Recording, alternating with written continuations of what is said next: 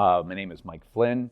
I am the CEO of Flynn Education, and we are a professional development company that we provide in-person and online professional development for teachers and coaches and administrators. And we work around the world and in lots of different schools, supporting teachers in their classrooms as well as supporting coaches in their roles. And a lot of stuff we do is build online learning using really high quality video production and really good professional learning models. What key moments shifted you to working with teachers? So one of the key things that helped me make a shift from working with students to working with teachers was having a colleague across the hall from me she was a leader in professional learning and she mentored me. And as I got better teaching, she started to invite me to do some professional learning with her and lead it. And the funny thing was, I was terrified. I had no confidence in my ability to lead teachers because I knew I could teach kids, but I was so nervous those first few times. And then I started to realize that the teachers that I was working with were in the same place I was earlier before I got to work with Anne-Marie. And I just know how appreciative I was to learn from her and how much it impacted my practice. And I realized that in this role, I could help other teachers that don't have the confidence to teach math or aren't sure how to teach it well, that I can empower them in a way that they can start to change their classrooms. And so I started to get a little bit more confident. And once I started doing that, I realized the impact I could have can be just, the magnitude was so much greater because they were then shifting their practice to affect more kids. And then I just began to go that direction. And I found that I enjoyed working as much with adults as I did with students because there's a lot of parallels. Should we teach teachers the way we teach kids? So there's another learning theory around transformative learning theory that deals with people's beliefs. So another thing when you're working with educators is that not everyone has the belief that kids should learn this way. And so when you're trying to shift math teaching, there are some people that think the way we used to teach math is fine. It worked for me. And so if they have a belief that they don't need to change and that the way they were taught is fine for their kids and they can just show them algorithms and things, that'll be all they need. Transformative learning theory says that in order to change someone, you need to disrupt that belief system. And so that theory is all centered on giving teachers what we call a disorienting dilemma, which is a situation that calls into question their beliefs. And so when I design professional learning, I want teachers to have experiences that upend that. So for example, teachers may have an unproductive belief that manipulatives are a waste of time, that it takes too much time, kids don't need it. So a way that you can orchestrate an experience for adults is I gave them work in base 5. And I don't tell them it's base 5, I just tell them their answers are all wrong. They don't understand why it's wrong. And I tell them ahead of time, this is going to be challenging at first, and then we'll relieve you. And so in this moment, they're trying to do all the work numerically, they're not successful. And then I bring out base 5 blocks. And so the next thing you see are teachers working with manipulatives, and they're building and constructing, and things are making sense, and they're getting these aha moments. And in the end of that experience, people that thought that these are a waste of time realize there's immense power in these tools. And so that is a big difference. So when I'm teaching kids, I'm helping them to build connections with the content, and I want them to see math with a lot of different representations.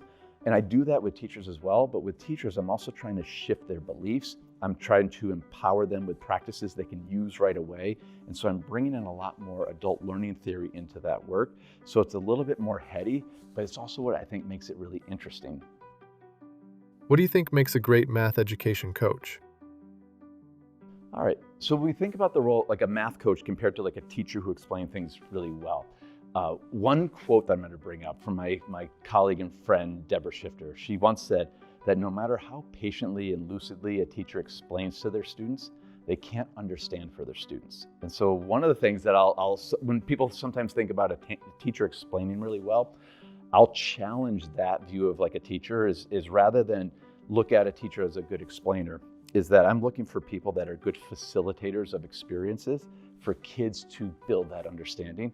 And I think a good coach does that with the teachers. So a good coach will help teachers make these connections with the shifts that need to happen. So in a coaching cycle, the coach is going to listen to the teacher, understand what challenges and frustrations that teacher has, and then design a coaching experience that will address that, but not in a way where the coach is explaining to the teacher what they need to do, but in a way that orchestrates experiences for the teacher to discover what they need to do.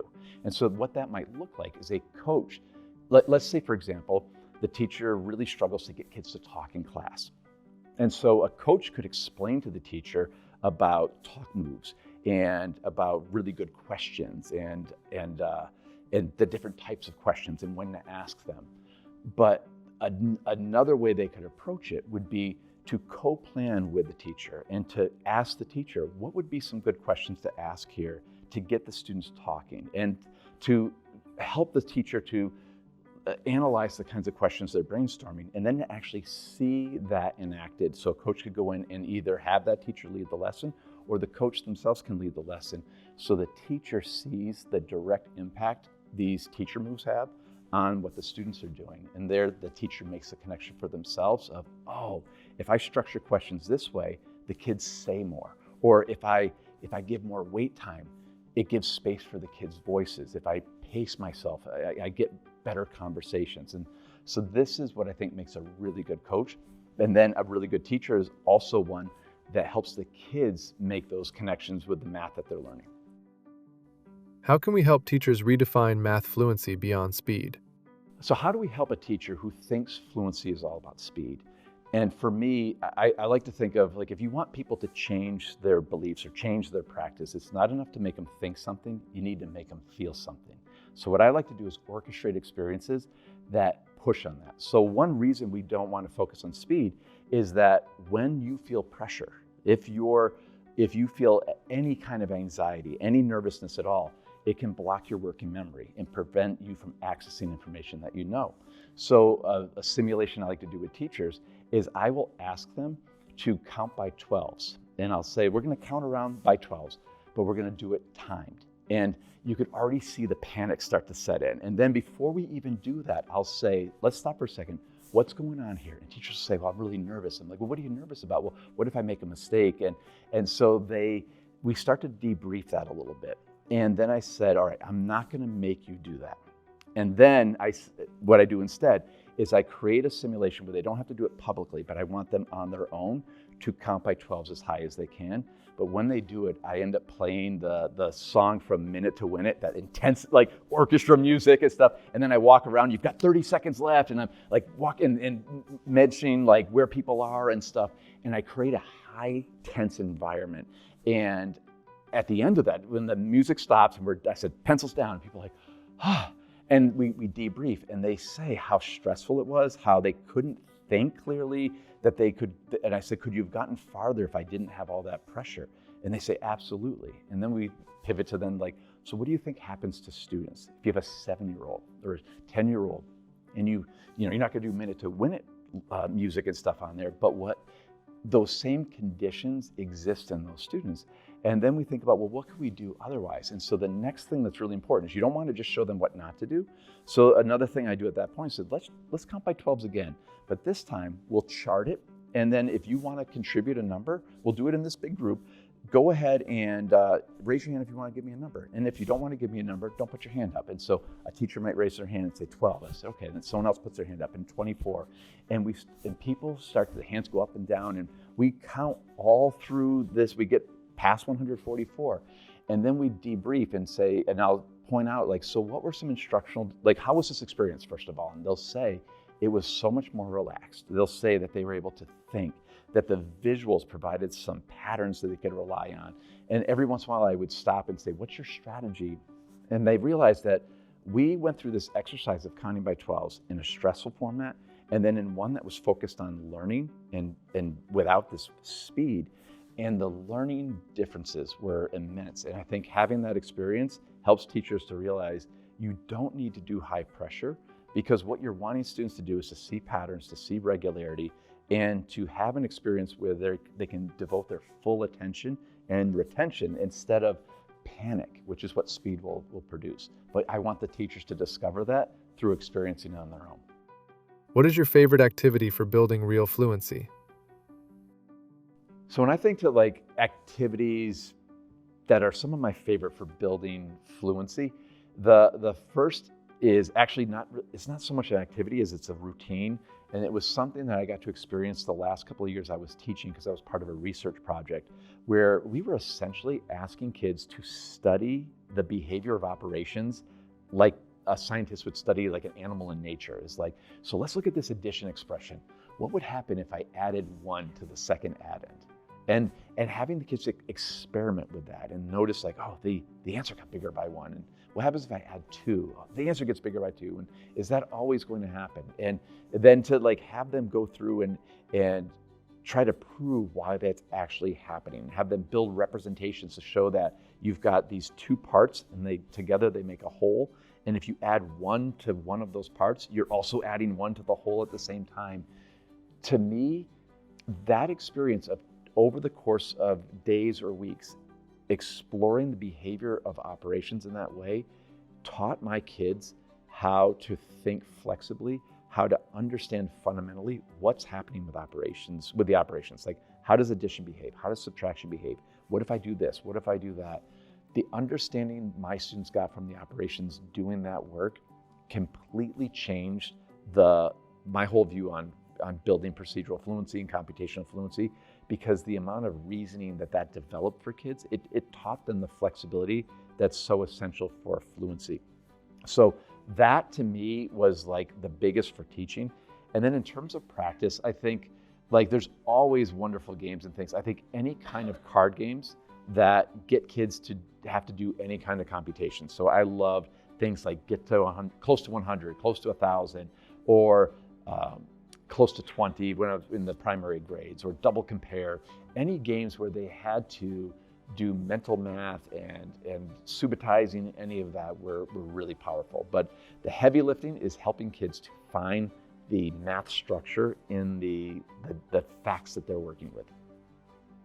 How can we turn mistakes into opportunities for learning? One of the best ways that we can shift the culture around mistakes and embracing them as really good opportunities for learning, the very first thing is to be open and with making mistakes yourself. And I don't mean like fake it, like oh, I put a 3 instead of a 7. Like, we all make mistakes all the time.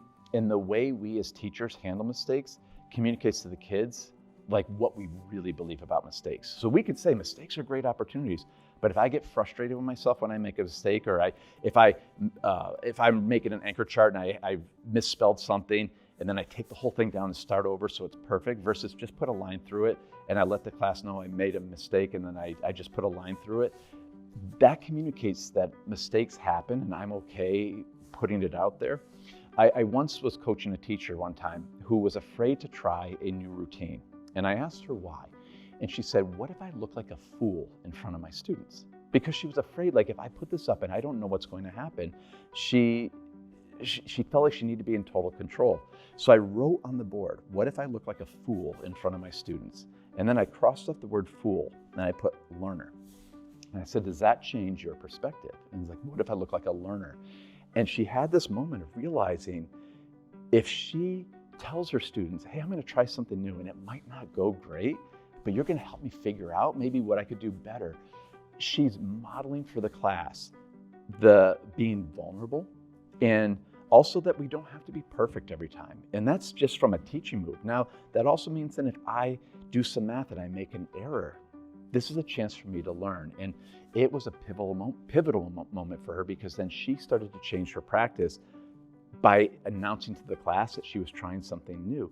And so I think when we normalize mistakes, when we get excited about the opportunities to learn from them, and when we ourselves as the adults model that we make mistakes too and we don't hide them and it's okay to talk about them, that kids begin to get more comfortable with them and it becomes a natural part of our classroom. How do we make practice meaningful rather than repetitive?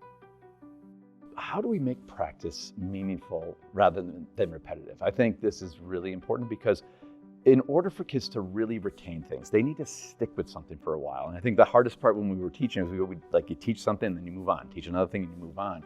We want to do productive lingering. We want to hang out in a space and have practice, but practice that is repetitive, that's very familiar, what ends up happening is kids get onto autopilot. Like if you do the same thing over and over again, you almost shut your mind off and you're not even thinking anymore. So I think what I love when I think about practice is that you want to make sure that it's varied, right? You want to experience the math in different ways. So maybe one day we're playing a game working with these addition combinations.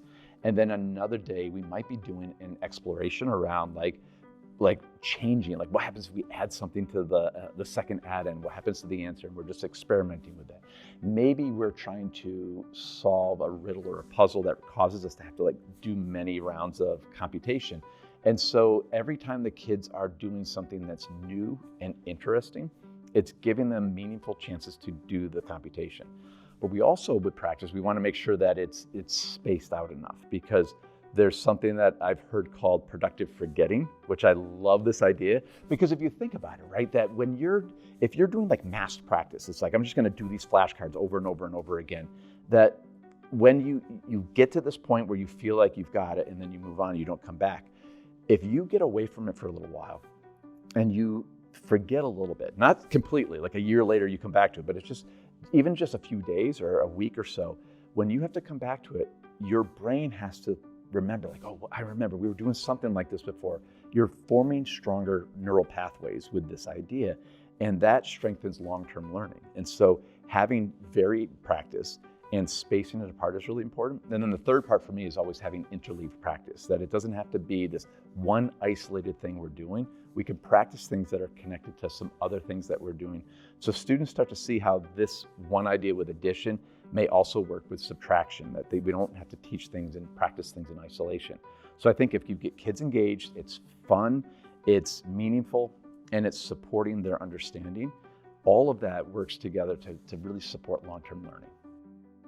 What role does mathematical conversation play in this process?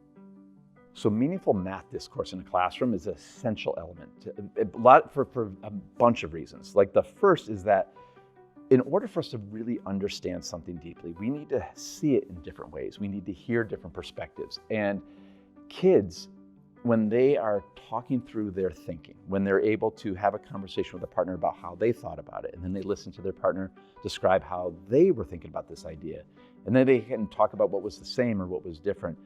All of this, it builds engagement, but it also helps to broaden their perspectives. And so if you were thinking about a problem using a number line, but the way I thought about it was with a base 10 model. And then we could look to see what was, like, maybe base 10 is not your main way to go. You could start to look at how my model might be useful. And I might look to see, where do I see elements of my model on your number line representation?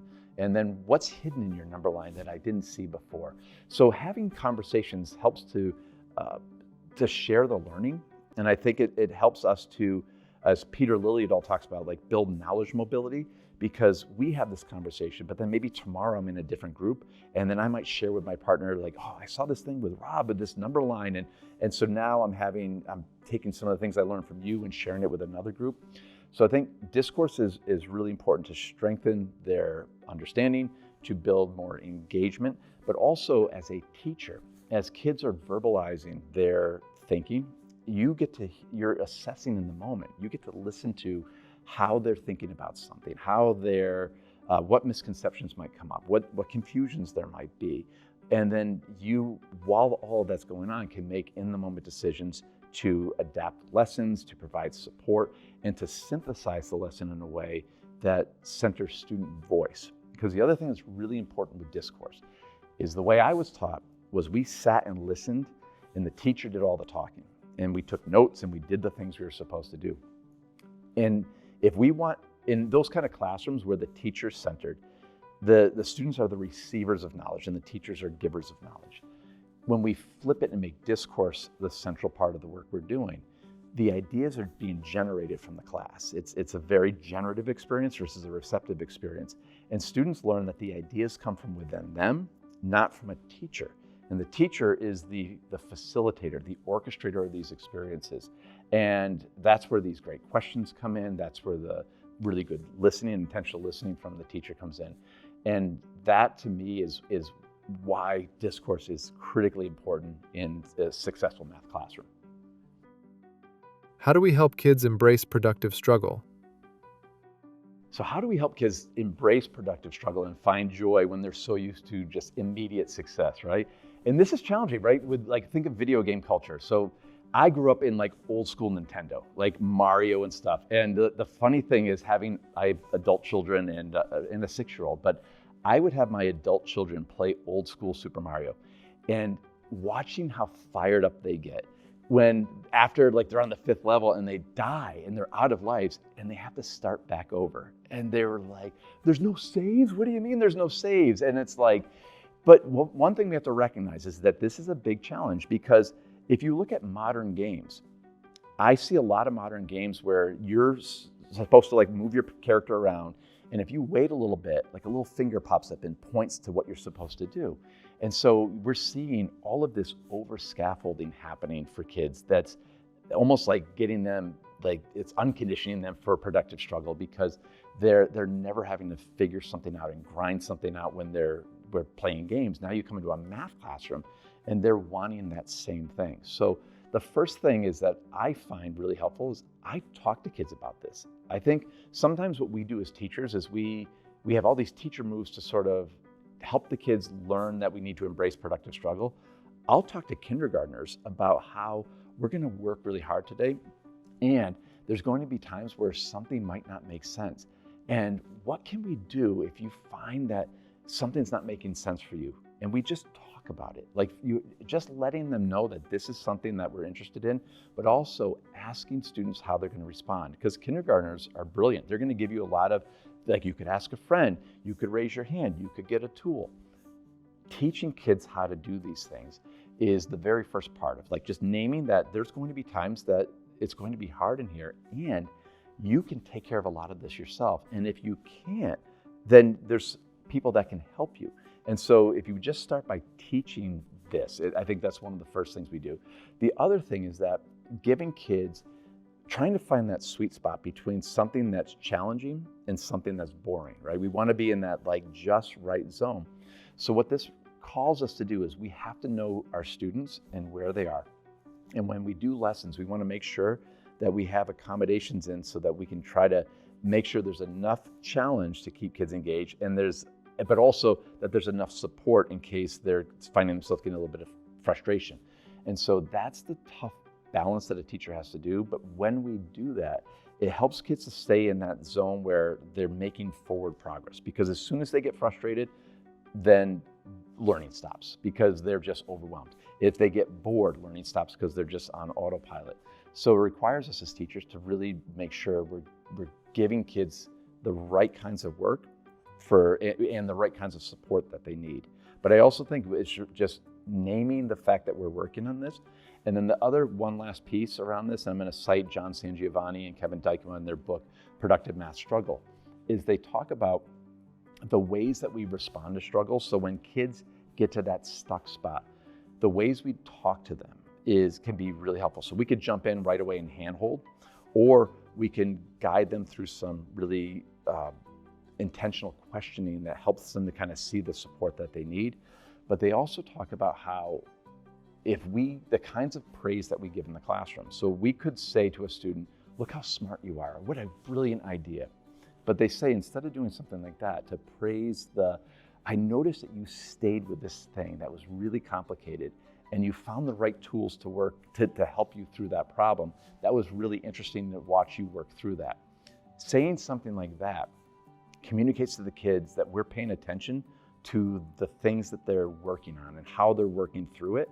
And we're saying it to that student, but all the kids in the vicinity can also hear that. And so it's reinforcing that I'm not just interested in the answers. In fact, I'm more interested in how you're arriving at that and how you work through that challenging thing and how you stayed with a problem, or even how you made the decision to walk away from it for a little bit to regroup and come back to it.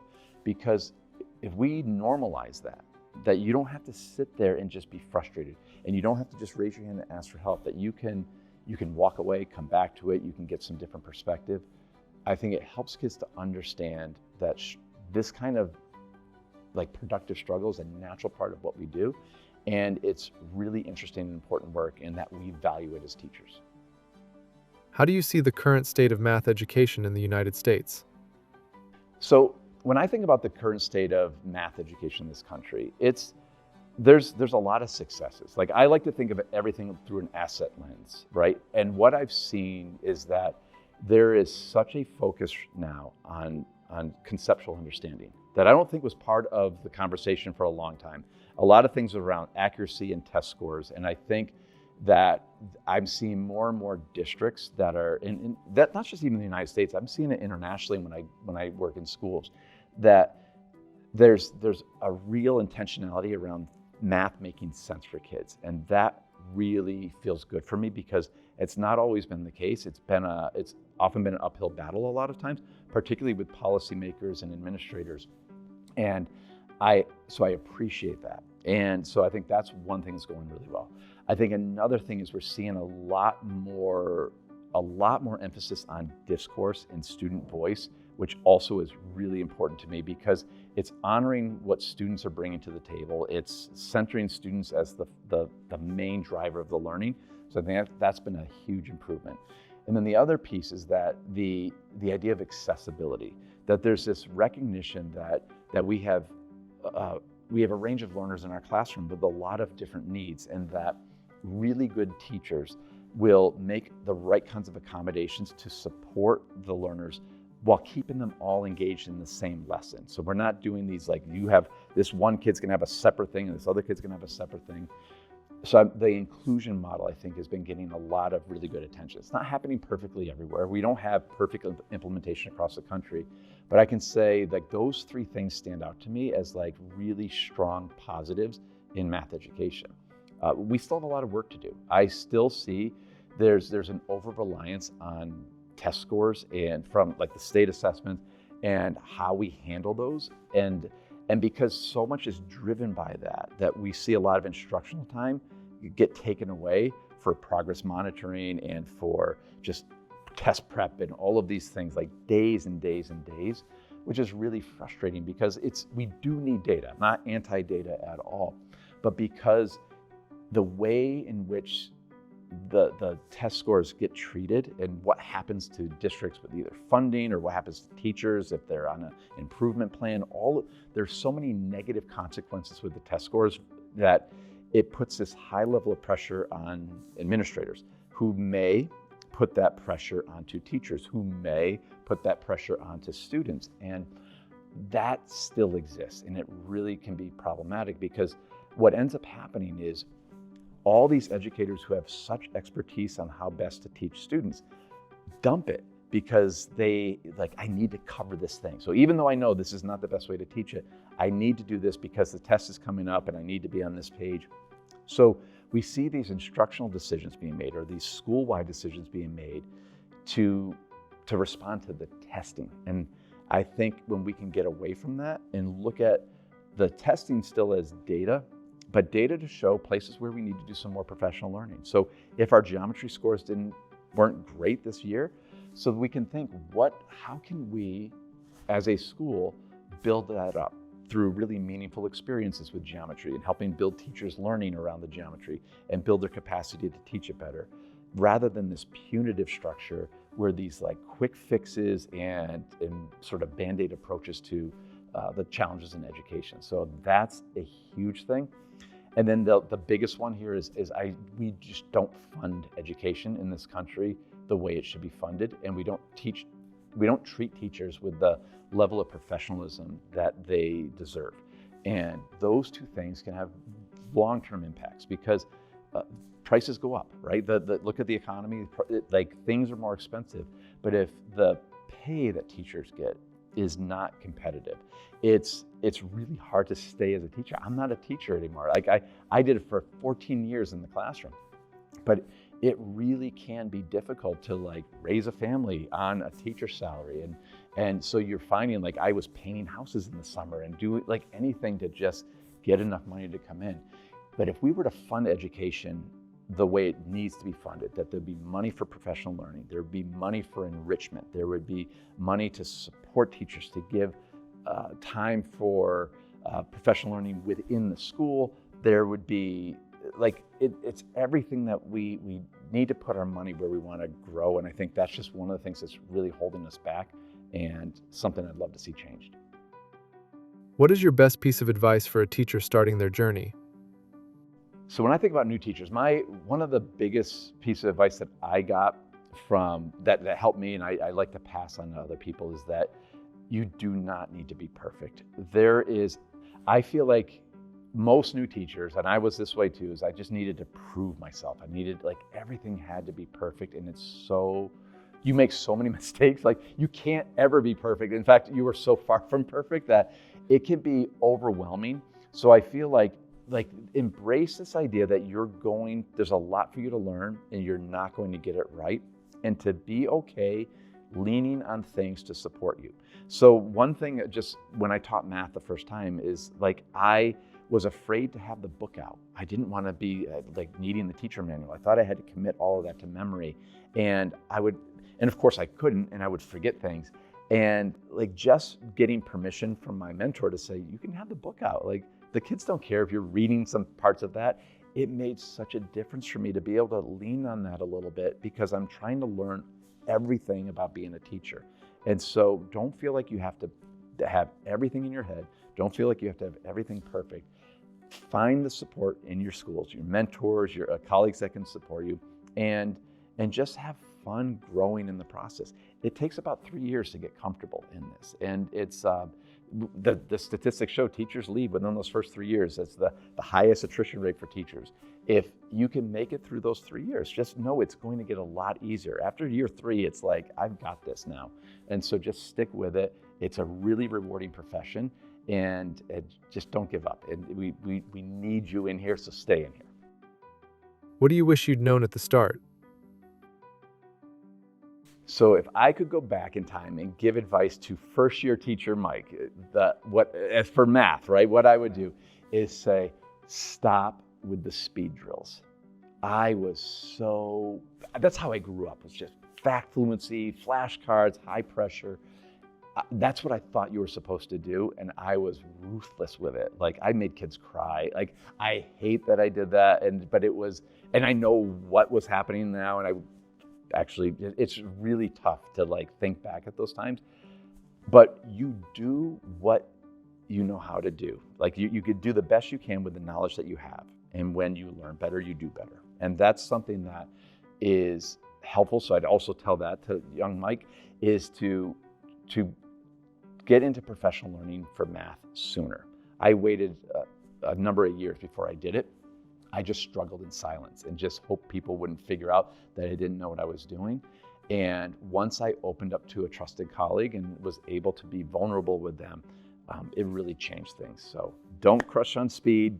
Let kids develop that meaningful understanding, but also don't suffer in silence. Go find support. You've got so many teachers that want you to succeed. Go seek them out. Let them know that you don't need to prove anything to anyone. You're going to be better as a result of that. Was there a class or a moment that changed your life? If I think back to a moment that really kind of changed my view of math education, so I had this professional learning experience that was unlike anything I had before. So a lot of workshops I would go to on math were showing you a way to teach math differently, or here's a routine you could use or something. And this experience was completely different, because we were just given math to do that was unlike any way I've experienced math before. It was very visual. We had to build representations for math, and I just knew the algorithms. So I'm like, I didn't know what an array was. I'll just be honest. We had to construct arrays, but then we had to connect it to a context, and then we had to connect it to different strategies, and all I knew was the standard algorithm. And my first moment there was I was in a panic, because I didn't know how to do any of these things. And so 2 things happened. One is I got the courage to speak up to the group to say, I'm not sure what we're supposed to do, which was a big step for me, because I would suffer in silence. If I didn't understand something, I would just be quiet and wait for other people to figure it out and hope no one would know what I don't know. And that experience taught me that learning is about being open and vulnerable. When I pretend I know everything, I'm blocking myself off of learning. But once I verbalize that to my table, some other people are like, yeah, I'm kind of confused too. And we got to co-construct things together. But I also by the end of this exercise, I turned to one of my colleagues at the table and said, if I had learned math this way, it would have changed my life. Like I finally understood what this shift in math meant because I was experiencing it. And that was for me, like just sort of opening my eyes to the way I learned math was so procedural and pressure driven. And that class got me to change my practice, and it completely changed my, like everything, the way I taught. It's what put me on this path to be where I am now in math education. And you, do you still learn math yourself? I learn math all the time. It never stops. None of us will ever stop learning math. There's always new things to discover. There's always even things that are really familiar. Like one thing that surprises me sometimes is when people go to professional learning and like, oh, I've already heard this before. And what I find is like, even if I've heard something or I've done a task 4 or 5 times, like it's, for me, I think about what's a new way I can think about it. And because what I've learned over the years is that there's so many different perspectives on everything in math. You can look at things in so many different ways. And every time you see something in a different way, it strengthens that understanding. And so to me, it's almost insatiable in a way. It's like, I want to understand every aspect of it. So whether I'm doing something that's familiar and I'm going to try it differently, or it's something brand new, I'm just excited to keep expanding my own math knowledge and my knowledge of how to teach. So it's like, it's cliche, but that lifelong learner thing is a real thing because it's really interesting to me. And I'm just gonna, I had a friend, Molly, who once, she talked about the difference between people that are knowers and people that are learners. And that knowers are people that just have lots of answers and they don't have any more to learn. They're kind of finished. And Molly would say that the best teachers are learners. And I wholeheartedly agree with her that really good teachers are always learning, always curious. And that to me is everything. So I'm always going to be a learner, and I'm always going to surround myself with learners. What has kept you connected to the classroom after so many years out? For me, being connected to the classroom is really important. So I never really left because I made sure when I moved from second grade to higher education that I could still be in the classroom. And so I designed professional learning models that would have me actually working with teachers and then going in their classrooms and teaching. Because my worry was I didn't want to be, when I shifted to higher ed, to just be someone that was 10, 15 years removed from a classroom and teaching pre-service teachers or in-service teachers, things that I remember from back in the day when I was a teacher. I wanted to be in that work all the time because it's always changing. And the teacher's job is really challenging. And the materials change and the demands change. And I think if you're going to work in professional learning, you need to understand the day-to-day of the people you're working with. And there's no substitute for being in there with them and to do the work. And now granted, it's not a full thing, right? I get to do the fun part of teaching the lesson and then all the debrief and stuff, and then I leave. Like, I don't have that hard challenge that teachers have of the day-to-day and really working with students throughout the year, but I'm in there enough that I get to teach now preschool through high school. So I'm teaching grade levels I never thought I would teach and teaching subjects I never thought I would teach. And it is so enriching, but it also informs all the work I do with teachers because I can then design experiences that are meeting the challenges and the needs that teachers are telling me they're experiencing right now.